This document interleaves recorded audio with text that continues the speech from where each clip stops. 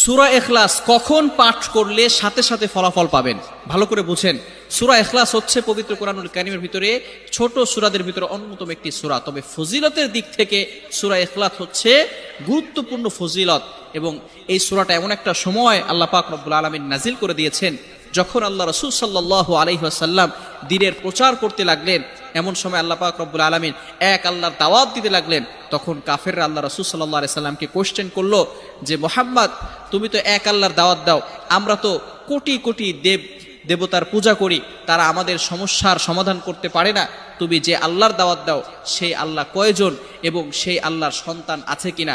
সাথে সাথে আল্লাহ পাক রব্বুল আলামিন এই কাফেরদের প্রশ্নের উত্তরে আল্লাহ রাসূল সাল্লাল্লাহু আলাইহি সাল্লামের কাছে এই সূরাটি নাজিল করলেন, কুল হুয়াল্লাহু আহাদ আল্লাহুস সামাদ লাম ইয়ালিদ ওয়া লাম ইউলাদ ওয়া লাম ইয়াকুল লাহু কুফুয়ান আহাদ। আল্লাহ পাক রব্বুল আলামিন এক, অদ্বিতীয়, এবং আল্লাহ